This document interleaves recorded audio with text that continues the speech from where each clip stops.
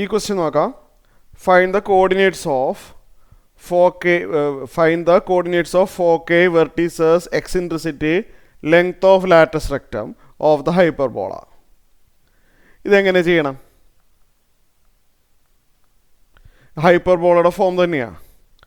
y² minus x² b² equal to 1. First വരുന്ന denominator denoted by a².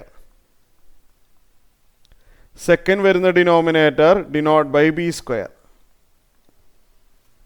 ഇതൊന്ന് വായിച്ചു നോക്കിയേ.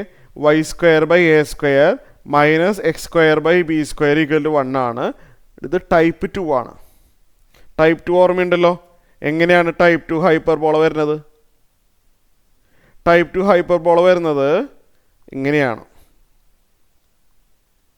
നമ്മൾ പഠിച്ചതാണ് അല്ലേ? ടൈപ്പ് 2 ഹൈപ്പർബോള വരുന്നത് ഇതേപോലെയാണ്. ആ ഹൈപ്പർബോള y ആക്സിസിനാണ് കട്ട് ചെയ്യുന്നത്. അപ്പോൾ 4k വരുന്നതും y ആക്സിസിലായിരിക്കും. വെർട്ടീസസും 4kയും വരുന്നത് y ആക്സിസിലാണ്. ഓക്കെ, ക്ലിയർ ആയല്ലോ? ഓക്കെ, അപ്പോൾ അടുത്ത സ്റ്റെപ്പ് നമ്മൾ വെർട്ടീസസും 4kയും കാണണം അല്ലേ?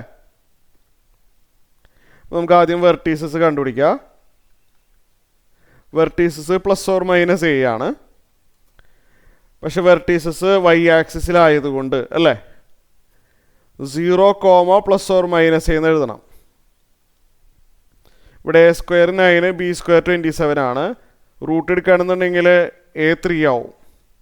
റൂട്ട് 9 3 ആ. b എന്ന് പറഞ്ഞു കഴിഞ്ഞാൽ റൂട്ട് 27. ഓക്കെ, ക്ലിയർ ആയല്ലോ? അത് വേണമെങ്കിൽ 3 √3 എന്ന് എഴുതാം. അപ്പോൾ വെർട്ടീസസ് 0, +or - a, 0, +or - 3 ഇങ്ങനെ വരും.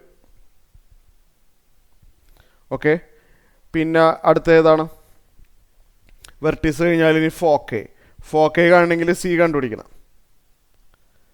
c കാണാനുള്ള ഫോർമുല √(a² + b² ആണ് അല്ലേ? √(a² 9ഉം b² 27ഉം അറിയാലോ. √36 വരും. or c = 6. ഇപ്പോൾ 4k എഴുതാൻ പോവാണ്. 4k വരുന്നത് y ആക്സിസിലല്ലേ? അപ്പോൾ 0, +or - c എന്ന് എഴുതണം. y ആക്സിസിലായതുകൊണ്ടാണ്. 4k at +or - c നമ്മൾ ബൈ ഹാർട്ടാണ്. y ആക്സിസിലായതുകൊണ്ട് 0, +or - c, അതായത് 0, +or - 6. 4k ക്ലിയർ ആയല്ലോ? 4k ക്ലിയർ ആയി.